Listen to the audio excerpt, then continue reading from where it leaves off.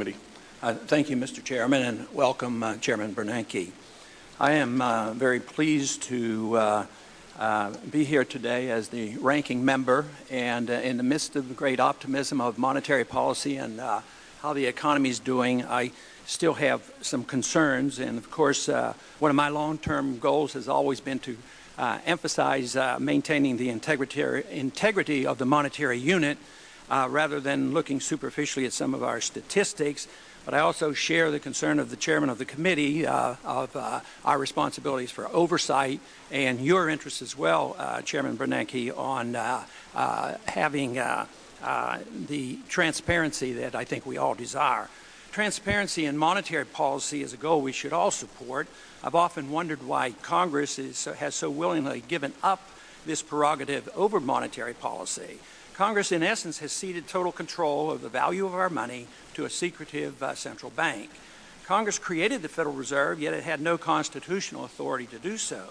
We forget that those powers not explicitly granted to the Congress by the Constitution are inherently denied to the Congress, and thus the authority to establish a central bank was never given. Of course, Jefferson and Hamilton had that debate early on, and the debate seemingly was settled in 1913. But transparency and oversight are something else, and they're worth considering.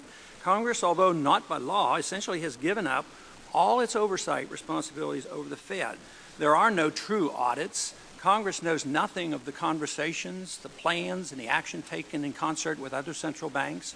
We get less and less information regarding the money supply each year, especially now that we don't even have access to M3 statistics.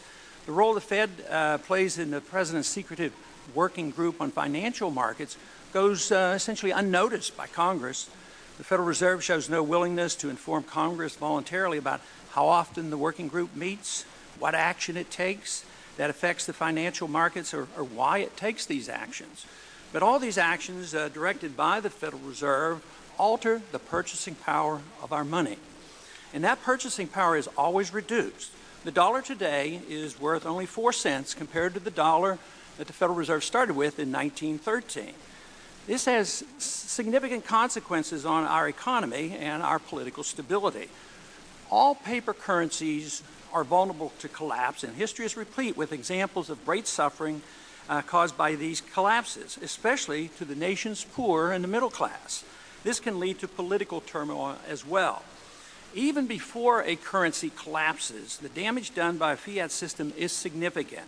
Our monetary system insidiously transfers wealth from the poor and the middle class to the privileged rich. Wages never keep up with profits on Wall Street and the banks, thus sowing the seeds of class and discontent. When economic trouble hits, free markets and free trade are often blamed, while the harmful effects of a fiat monetary system are ignored. We deceive ourselves that all is well with the economy and ignore the fundamental flaws that are a source of growing discontent among the various groups. Few understand that our consumption and apparent wealth is dependent on a current account deficit running at approximately $800 billion a year. This deficit shows that much of our prosperity is based on borrowing rather than a true increase in production. Statistics show year after year that our productive manufacturing jobs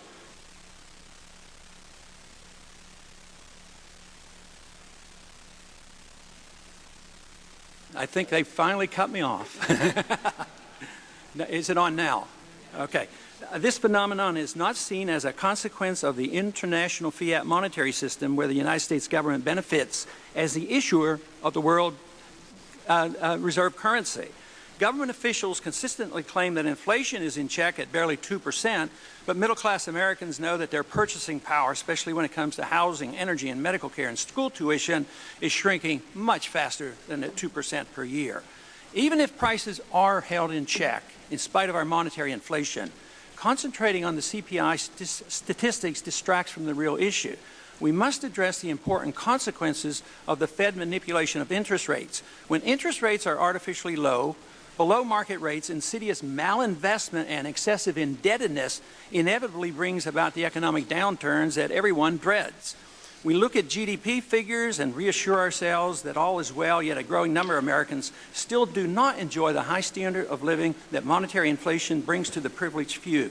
Those who benefit the most are the ones who get to use the newly created credit first. The gentleman's time has expired. If the gentleman would come to a conclusion. Okay, I will yield back.